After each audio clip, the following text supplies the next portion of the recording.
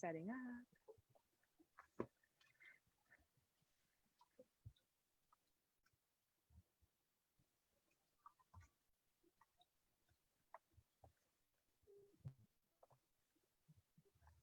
All right. Let's see. It says we're live. Hello, you guys. I am just checking the tech on my end. So if you're just tuning in with us, give me 1 second. I'm just making sure that the live is working, and I just have to check my phone. Sweet. I see us on there, and I'm just going to check that we can hear us too. Okay, hold on. I'm getting some tech issues on my phone. All right, let's see. Hi, Alyssa. I see that you're logged in. Can you hear us? Can you hear me as well? Yes, let's see. I'm just making sure it's working because right now my phone, it's kind of glitching. So I want to make sure that.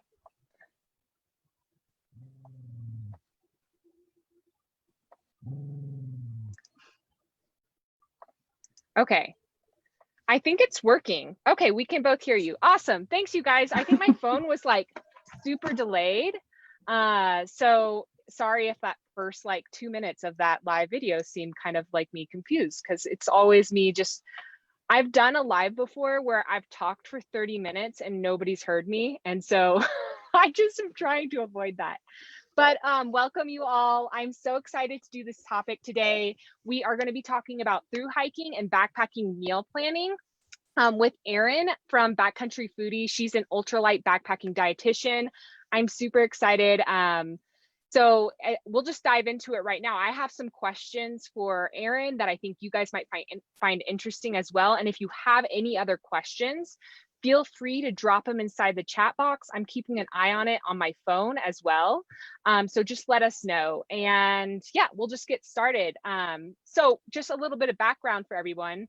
Michael and I are preparing for our JMT through hike in September, and it's one of our first bigger, like longer duration hikes. And so when I was starting to think about meal planning and preparing for that, it seemed like serendipitously, Erin kind of reached out to us in our inbox and was telling us about Backcountry Foodie. And I was like, oh my gosh, this is perfect, because I didn't want to spend the time thinking about a through hiking meal plan because I was like used to doing our backpacking meal plans, which are like 3 or 4 days. And it's just, I don't put as much effort into the nutrition or ultralight aspect side of things.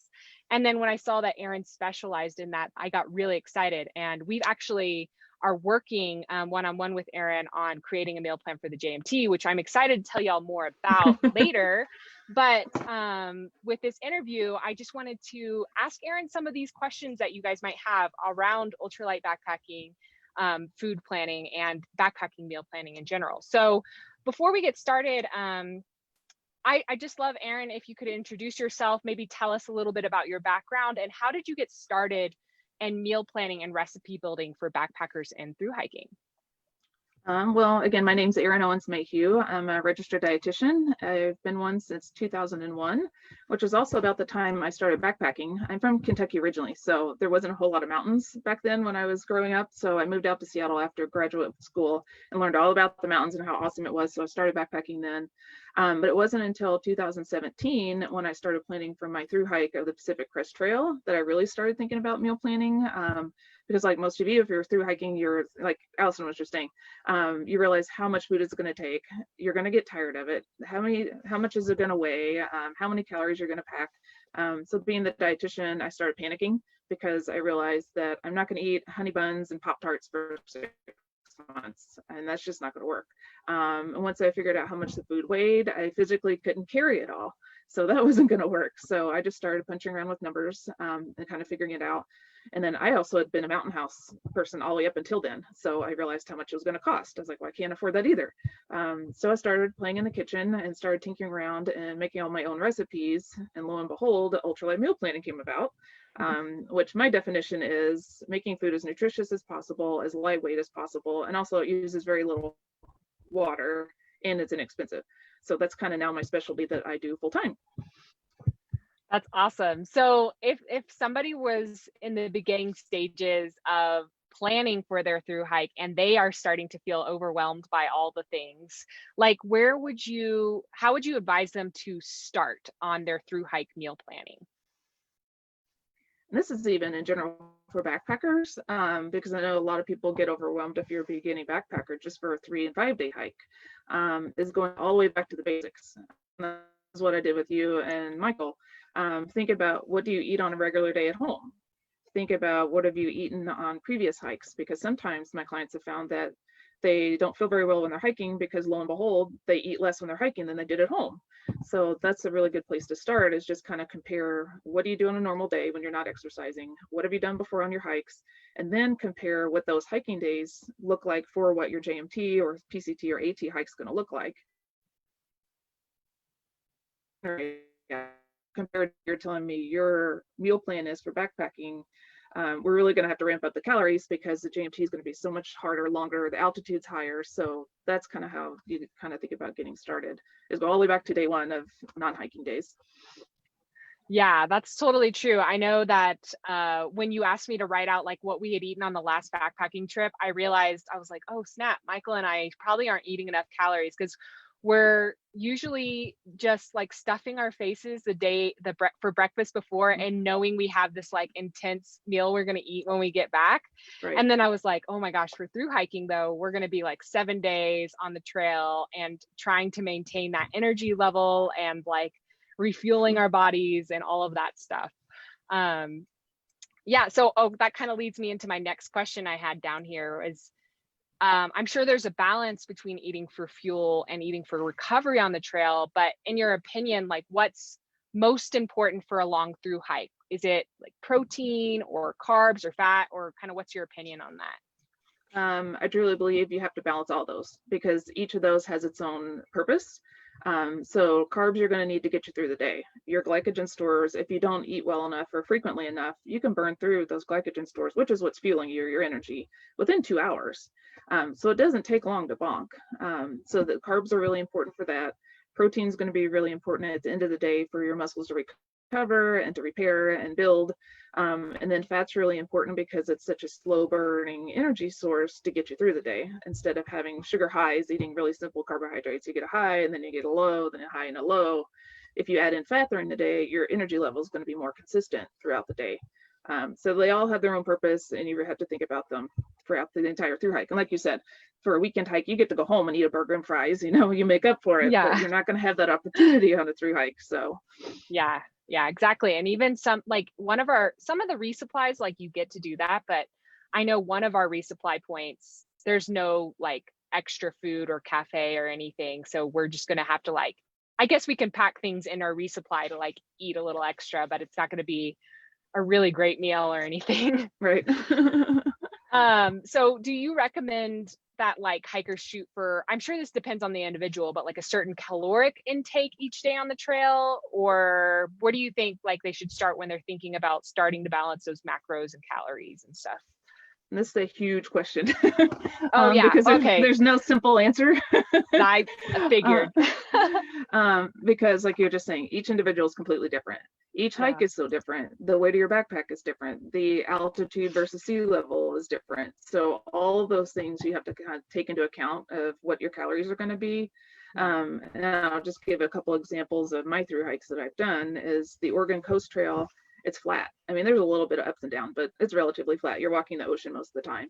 And I only took 3,500 calories and I was totally fine, but I was still hiking 20+ mile days. The PCT, I took 5,000 calories a day because I was hiking 20 mile days, but my pack was pretty heavy. That was before I learned how to be an ultralight backpacker. So that was my wake up call to what I really needed in my pack and what I didn't. So I was eating 5,000 calories, still covering the same mileage. And then the same year I ended up injuring out on the PCT. So I jumped on the Appalachian Trail and then ended up eating 6,000 or more calories, covering still 20+ miles a day. But at the time my backpack was a lot lighter, but then the terrain is a lot harder. So that's just kind of example, hiking the same amount, but all those other variables really determines on how many calories you need. Yeah, totally. I like can appreciate that a lot. Like there's certain sections of the JMT hike that I know are going to be like extra hard days, especially like around the Mount Whitney range and stuff like that, where we're going to be gaining 3-4K every single day. So yeah, I can see that being, did you know beforehand when you did some of your big through hikes that you were going to be doing 20+ mile days when you were planning out your food? Yeah, I pretty well knew. I mean, well, Okay. timing wise, back then I knew I had to be like the PCT. Most people that are planning, you have to be at certain places at the trail at certain times a year to be able to Yeah. get through. So depending on what time you start, you have to do certain mileage. In the Oregon coast, we had another, actually that was when we were buying our van. So I had to be back home to buy our van and get moving. So I had a deadline to be able to get home for that. And then the AT, I had a trail family that I really loved. So that's kind of what dictated the mileage on there. So love it. So on your website, you mentioned on your website, backcountryfoodie.com, you mentioned that you do not have to carry 2 pounds of food per day, which I guess is like some standard or something somebody threw out there a long time ago that we all kind of take as truth. But with your ultralight meal planning recommendations, what does that weight usually come out to for people when you're helping them or with your services like online? this goes back to how many calories you're packing a day. Uh-huh. Because 2 pounds of food, if you're eating fruits and vegetables that are really heavy with water, then that could only be 2,000 calories in 2 pounds. Or I was packing 5,000 calories in 2 pounds just because I'd figured out how to concentrate really lightweight foods, really nutrient dense foods, higher fat foods. So it really depends on what your calorie goal is. Going back to that 3,500 for the Oregon coast, I was only packing about 1.5 pounds a day, but I was still getting all the food that I needed. Then Wow. going up to the AT, I had to pack 2.5 pounds a day to get in all the food. And that's at, most people think about calories per ounce, like the caloric density of food. And that's at averaging 150, which is pretty high. A lot of the hiker foods like the rice and tortillas and honey mustard, those kinds of things are closer to 100 or less calories per ounce. So Yeah. that's where I think that 2 pounds ends up happening Mm. because they're not as calorically dense. So you end up taking more food. Yeah. But if you start reading food labels and think more about your food, you can actually eat the calories you need and carry less weight. I love that. I'm yeah, really excited about like kind of getting strategic on that because it's something I've never really thought about before. I just knew generally how much my pack weighs for certain types of trips and bringing the same types of food, but now for like 7 days, I'm excited to see like how we can optimize that weight wise, but still getting those like caloric options. Like which leads me into my next question is, what are some of your favorite foods that you recommend for a through hike that are both lightweight and nutrient dense? This is kind of what I was just talking about a little bit. I call them combination foods, and we're vegetarians, so they tend to be more plant-based foods because, let's say quinoa, you get a carbohydrate, you get protein and some fat all in the same food, versus let's say you're going to have tuna, it's primarily just a protein source. So to get also those carbs and fat, you're going to have to eat tuna plus a tortilla plus something else to get all those nutrients that you would get in just one food. So that's why I like to call them combination foods. Like beans and lentils are really good. So a combination would be maybe some nut butter on a bar is a good combination. Freeze-dried yogurt and granola is a really good combination because you're going to get protein, fat, and carbs all at the same time. And that's part of my ultralight meal planning, is making every single bite worth something. Because that way ultimately you get to carry less weight at the end too. Yeah, I was looking through your database. You have like a recipe database on your website, and one of the options was yogurt and granola. And I was like, how does one bring yogurt on the trail? And then I saw the recipe had yogurt, like freeze-dried yogurt drops, which I never knew existed. This shows you how uncreative I probably was with my backpacking meal planning, but I thought that was really cool. And one of my things too that I try to do is take my home diet into the backcountry with me, because that's what my body's used to metabolizing. And one of my, that pretty much my go-to breakfast is yogurt, berries, and granola. That's what I eat almost every morning. So that's what I often take in the backcountry with me, because that's just what I'm used to and what I know I like every day. So that's one of the things I try to encourage people to do, is don't completely change your diet when you're going through hiking, because you're gonna be like, oh, I would never eat this at home. Why am I eating this now for 6 months in a row? So I love something that. to think about too. I love that because you were asking us when we've been doing this kind of meal planning for the JMT, you've been asking us like, what do you normally eat in a day? And I thought that I was like, oh, that's really interesting that she's asking that. And it's kind of, I could see where you were going with it. I was like, that's super smart because yeah, it's up to, that's the one thing I always have an issue with mountain houses sometimes because you're not used to eating like the mountain house stuff and people really like to go it's not like I have anything against mountain house, but I've had stomach issues before when I'm used to eating a certain way and then I go to a certain freeze-dried food thing and it just doesn't settle as well with me.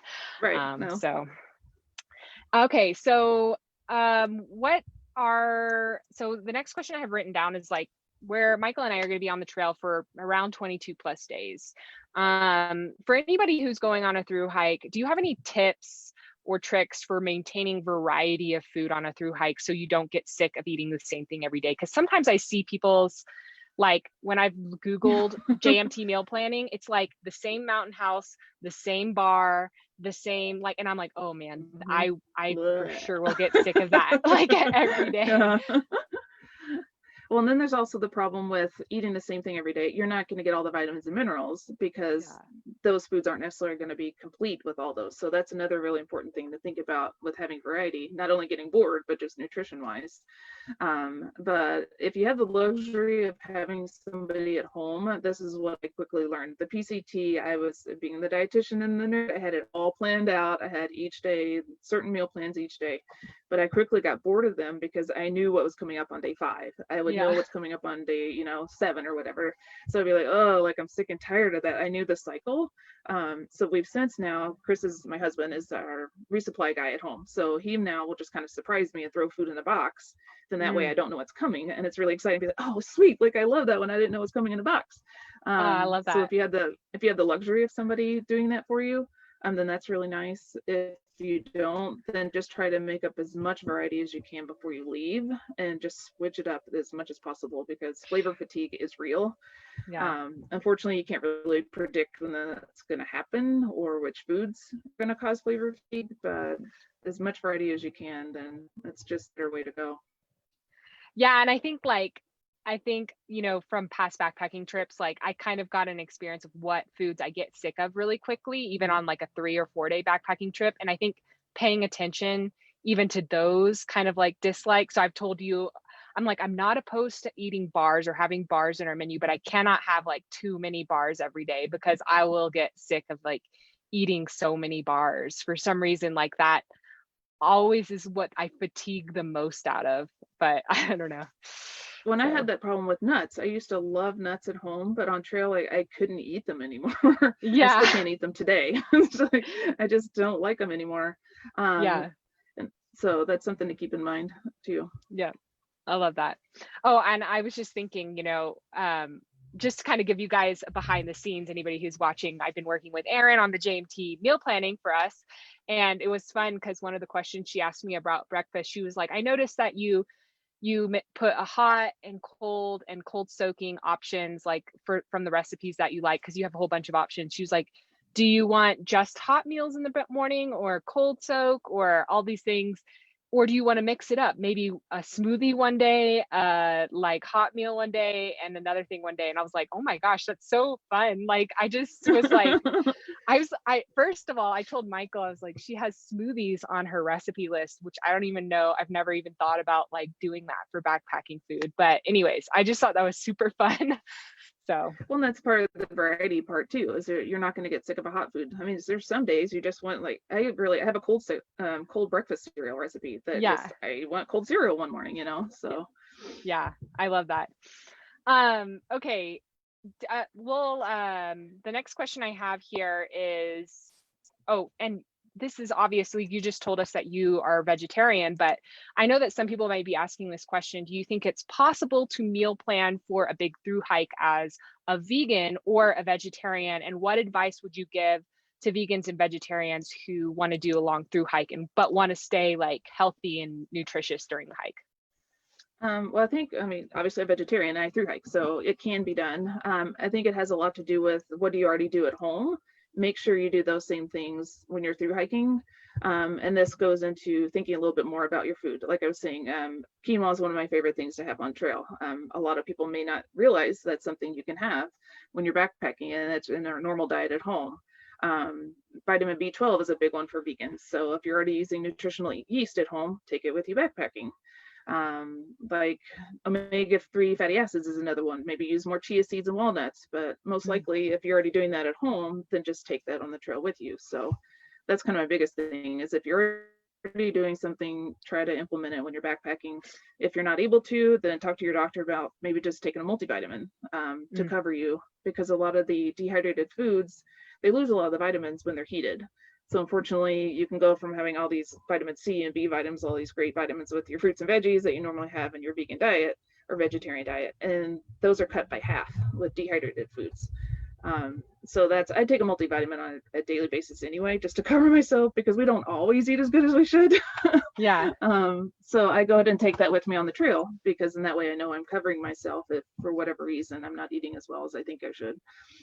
Oh, I love that. And iron So too, that's another one. So you actually take iron, or you actually bring a multivitamin with you on your through hikes? I do, just because I take it on a normal daily basis anyway. So I'm just, why would I not take it when I'm through hiking, when I'm even more hard on my body when I'm through hiking? And I was just going to say iron is even more important, because there's a thing called foot strike iron deficiency, just because you're pounding on your feet all the time. And it's hard to get in a lot of iron in hiker foods. So I've read that there's been people that have to go home because they're anemic, and they realized, oh, I just thought I was tired. Well, had they been able to know what their iron was, then they actually could have stayed on trail just by eating a little bit better. Oh, that's fascinating. Do you try to incorporate iron just more into your foods, or are you also taking a multivitamin or a vitamin for iron? I guess maybe that might be in a multivitamin, but I don't know. Yeah, they're already in the multivitamin for the most part. I'm not saying take an iron supplement, because you can have a lot of problems with overdosing. So it's definitely something that, or even if you have the luxury of having a blood draw prior to your through hike, just out of curiosity to see, are you already, like, iron stores already ramped up to what they should be instead of starting out deficient. So some people, if your insurance or if you have the luxury of that, that's kind of interesting information to have. It's not really something you have to do, but it just kind of would be nice to see. If your vitamin D, are you already deficient with vitamin D? Then you could already be fatigued before you get started. That's so valid. Yeah. I feel like a lot of PCT, you're out in the desert, so you usually have plenty of vitamin D production. Yeah, that's true. Yeah, you'll probably be getting a lot of vitamin D, but I know that like, you know, we're not vegan or vegetarian, but I noticed that even during the pandemic, when I was like, or the height of the pandemic, I was feeling fatigued, and I ended up adding B12 back into my diet, because I used to eat more of a vegan diet, and so I did take B12, and I added it back in recently, and I felt like so much more energy. So I don't know. I think that's interesting that you mentioned that here as well. So, okay. And another question I have is just kind of like to get to know you a little bit better. Like, what are some of your favorite backpacking meals or recipes? Like, do you have a go-to one that you like? Well, like I was saying, I try to do what I do at home already. So my granola and berries is kind of my go-to in the morning. I have a sun-dried tomato pesto pasta that I'm going to make sure you guys take with you because it is so good. Okay. Let's see, and my meal replacement drinks are another really big one, which I was going to talk to you about for yours. They're really awesome for if you're talking about maybe losing your appetite at altitude.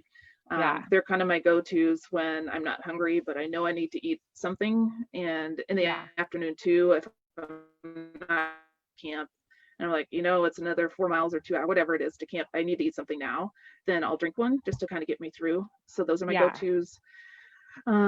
Dessert's another big one. Yeah, tell us a little bit about dessert, because like you had dessert options under your recipe list, and you guys should definitely check Erin's site out, because it's really cool, backcountryfoodie.com.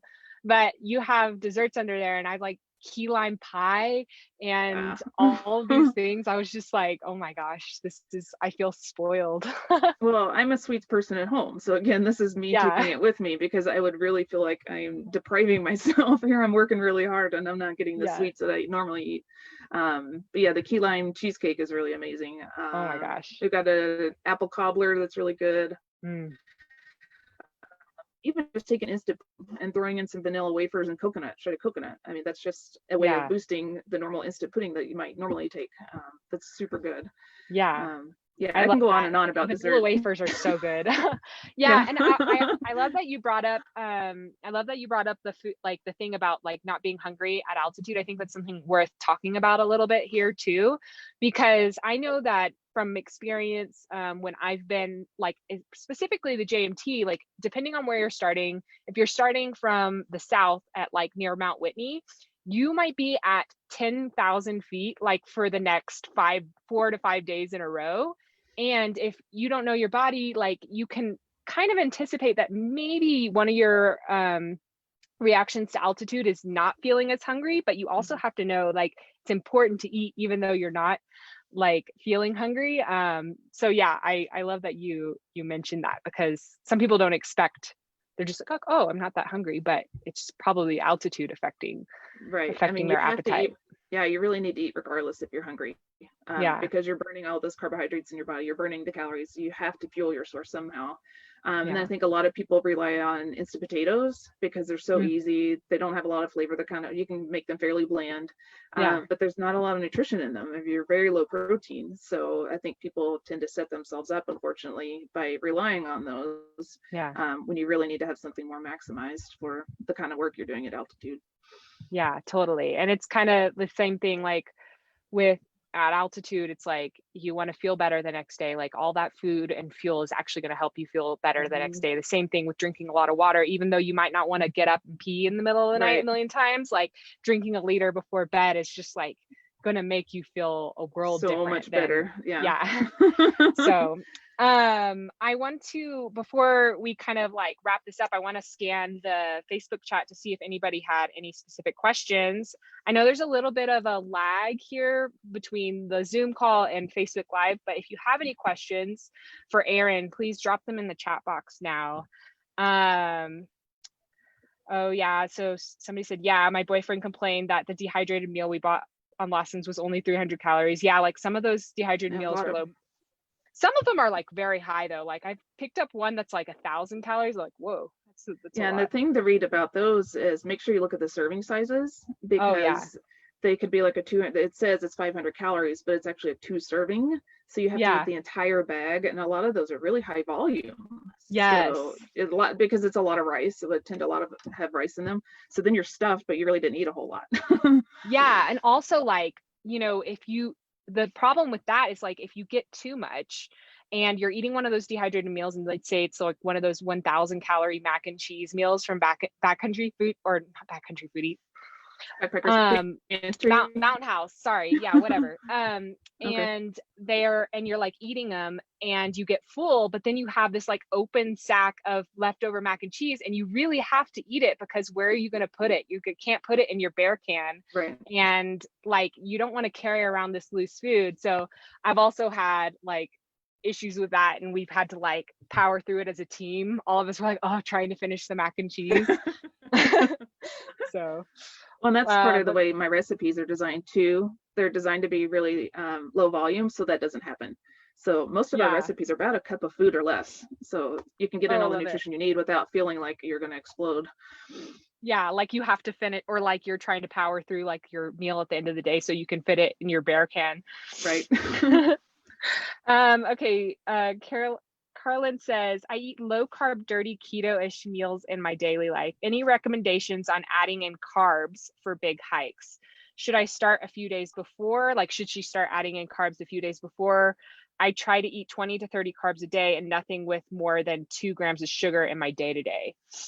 So it's kind of specific, but I think like a good thing is like if somebody is used to eating low carb, but they know they need carbs for their hike, like how should they like kind of preemptively start eating more carbs in their diet before their through hike? I definitely would. Actually, I used to be a ketogenic dietitian before I became Backcountry Foodie. Oh, nice. And a lot of I did it for kids with seizures. And a lot of our kids were really low carb, like 20 grams or less. And you can throw yourself out of ketosis really quickly if you're truly in ketosis by just eating a lot of carbs all of a sudden. So you're not going to feel very good. So I would definitely recommend slowly introducing, see how your body reacts before you jump into like a 60 or 100 gram carb day. after being, I mean, it depends on too, have you been on 20 grams for years? Did you just start last week? You know, how is your body, how long has it been on ketosis kinds of foods, that kind of thing. But I definitely recommend doing it at home instead of ruining your trip that Yeah. you planned for from months and not realizing how you're going to respond to that. So Yeah, that probably I don't know goes that there's any one scientific way to. Yeah. Oh, sorry. There's like a little bit of lag, so sometimes I feel like I interrupt when you're Okay. still talking. That's Yeah, okay. I was just gonna say, like, yeah, that probably goes for anything. Like, even you're talking about dairy, you were asking us, because we don't eat that much dairy. We do still eat it week to week. But like, if you don't eat any dairy, but you're gonna add dairy into your, through hiking meal plan, then it'd probably be good to get your body accustomed to that beforehand, right? Right. Yep. Let's see. Lisa said, I'm low on potassium, so I take Power Zero drinks to refresh, but it's heavy. I think they have like lightweight, electrolyte tablets where you can get, I mean, I know we use the Noon tablets a lot. Do you have any advice on electrolyte tablets and keeping your kind of like potassium levels and electrolytes up? I use the Noon tablets too, because I Yeah. don't like all the extra sugar. Yeah. Lots of times it makes people sick of their stomach. Mhm. So the Noon tablets are really pretty good. It also depends on how much potassium you're looking for. So you may want to look at the different supplements and see the electrolyte supplements, that is, of how much do you need, because some of them really don't have a lot of potassium in them. Yeah. So it's a matter of reading a lot of food labels, but Noon is kind of my go-to. Yeah. And if you guys aren't aware of Noon, the spelling is Nuun. So like not noon, Noon, but Oh. Nuun. I mean, some people have never heard of it before, but like I really like them, and we keep them on hand, and they always, like, I always feel like so much better when I drink those if we're on like a really big, heavy hiking day or something like that. Let's see. Kathy says, most important for day hike of Whitney. I think, Kathy, like, you would want to approach, I mean, you can correct me if I'm wrong, Erin, like, you would want to approach your meal planning for a big day hike like Whitney in the same way, but scaled back to that one day of food for like a through hike. But I think your nutrition is still important. You don't want to bonk when you're day hiking Whitney. That can take all day. Right. I So, would think about eating more frequently, not necessarily packing loads and loads of calories, but just mhm. making sure you're eating like every hour to hour and a half is probably the most important thing for a big day hike, just to get you through the day. And Yeah. then look forward to that meal when you get home.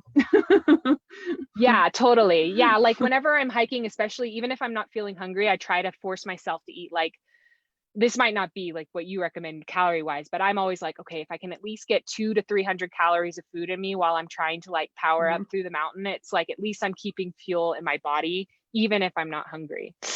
So, Nope, that's perfect. cool. Okay, I don't see any other questions here, but before we wrap up, this interview has been awesome. I loved asking you these questions, and I'm sure like everyone else really enjoyed this topic. Can you tell me a little bit more about Backcountry Foodie, your membership, how it can help through hikers and backpackers create ultralight meal plans? Basically, how can people learn more about you and your program and what you offer? Like you said before, we're at backcountryfoodie.com. And essentially we have a few different levels. Is all the Lincoln, recipes. sorry. That sounds like something I would do with our dog that's right here. He just looked like he was about to jump out of the van. Sorry. Ours is asleep. But yeah, so all the recipes are kind of based on my through hiking experience. So they're designed, like I said, to be high nutrition, very low weight, very low water. So I've taken all the work out of trail testing for you. So they're all ready to go. So we have a 75 recipe option where it's just recipes. And then we have a 175 recipe option, which is 175, but also all of our meal planning resources. So it's everything from, oh gosh, I've got webinars about all kinds of things. So how to determine your calories, how to determine your carbs, your protein, how much water do you need to drink? If you're new to dehydrating food, how do you dehydrate? What temperatures, what time? Oh gosh, like it goes on and on. I've got all kinds of stuff in there. Yeah, I saw it was awesome. Yeah, and then I offer sample meal plans too to kind of get you started. So I offer a template to here's kind of some ideas, and then like you were saying, you have this recipe substitution list, so you can pick and choose from all the recipes in the platform and plug in your own. And the software does all the math for you. So again, you just plug and play. It tells you how many calories and protein it is, and then you're off. And then also, oh gosh, what else is in there? I'm looking at Chris. We have all of our YouTube videos, tip sheets. So a lot of quick reference tip sheets too. So if you don't have time to Yeah. watch the webinar, you could just look at the tip sheet, and it's essentially a summary of everything in the webinar. So it's loaded with all kinds of stuff. Everything you need to know about meal planning, it's in there. Yeah, I loved it. And then we're I actually jumped in completely it the other revamping it. day.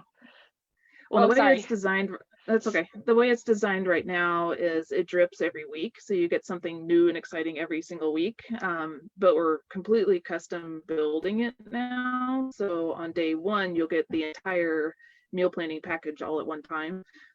So that's coming. We're just not there yet. So Oh, awesome. it's going to be big. We're really excited about it. Did I read this on Instagram too? Like you guys are starting you're in the baby phases of starting your own food, ultralight food as well. Like, yeah, we've had so many requests for, like, I get emails all the time. Will you just make my food for me? Like, I love your idea, but I don't have time to do it. Will you just do it for me?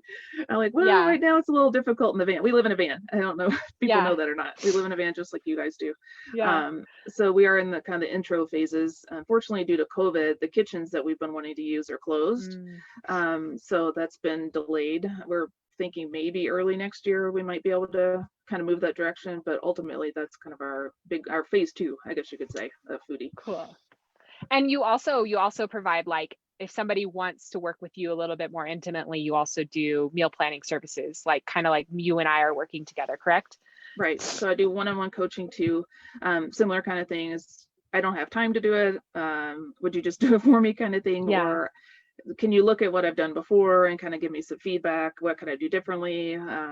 And even just some home things like for day hikes, those kind of things. So I can, or if you're wanting to climb Denali or like long expeditions, any of that kind of stuff, then I do one-on-one coaching for that too. Yeah. Y'all, I definitely check it out.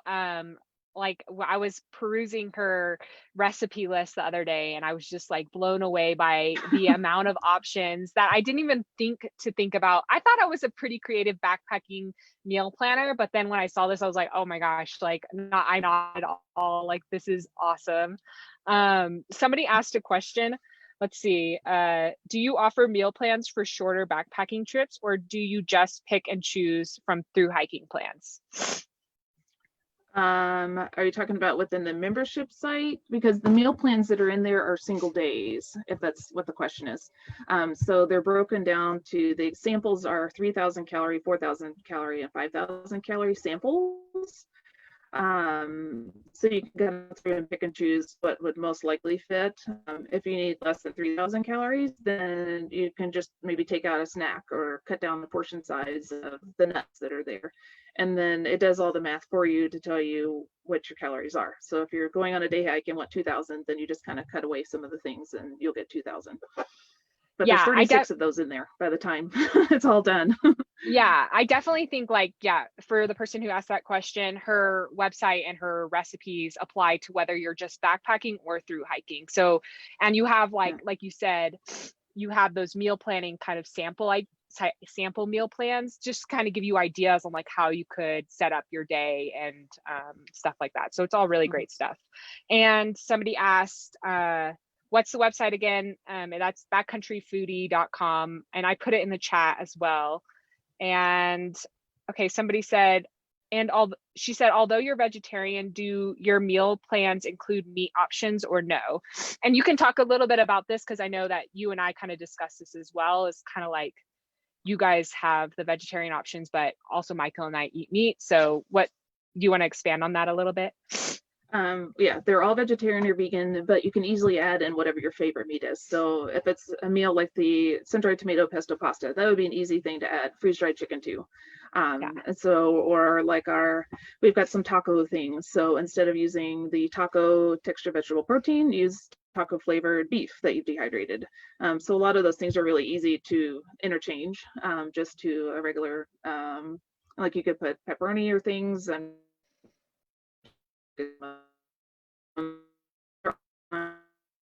for an endurance athlete, even though they are vegetarian. So you're not going to be low protein because of the way they are. If you add meat to it, you're just going to have that much more protein on top of what we're already giving you. Yeah, that's what I was like when we were talking about. I was like, I don't really care if we eat a ton of meat. I know like Michael likes to have jerky to snack on throughout the day, and that we were talking about like that kind of thing being one of our substitutions. But like as long as we had like the protein and carb, kind of the macro balance that we needed, we would be fine with like the vegetarian recipes. So I'm pretty excited. Well, and there's also another reason why I like vegetarian proteins. Like I was talking about the combination food, because you get all those other things in the plant-based protein than you do, like I Yeah. was saying, in the tuna. You have to eat so much more extra food to get all those other nutrients in. So that's one of the things that I like about it, not just because we're vegetarian, but that's another Yeah. reason. Also, those things weigh less. So quinoa and beans weigh less than a packet of tuna. So ultimately, your backpack is less. So Yes. there's a variety of reasons kind of why I do it the way I. Yes. I love that. Cool. That's people said that's really helpful. Thank you. Okay. Well, thank you guys so much for logging on. Thank you, Erin, for doing this interview with me. You're It's been welcome. super fun. Thanks for answering all these questions. Thank you guys for logging on. If you want to learn more about Backcountry Foodie, go to backcountryfoodie.com and check out her website, check out her membership. It's really awesome. And Erin's super cool to work with. So thank you guys for being here. And thank you, Erin. Oh, you're welcome. It was fun. Cool. Yeah, had a lot of fun. Okay, we're logging off now. Bye, you guys.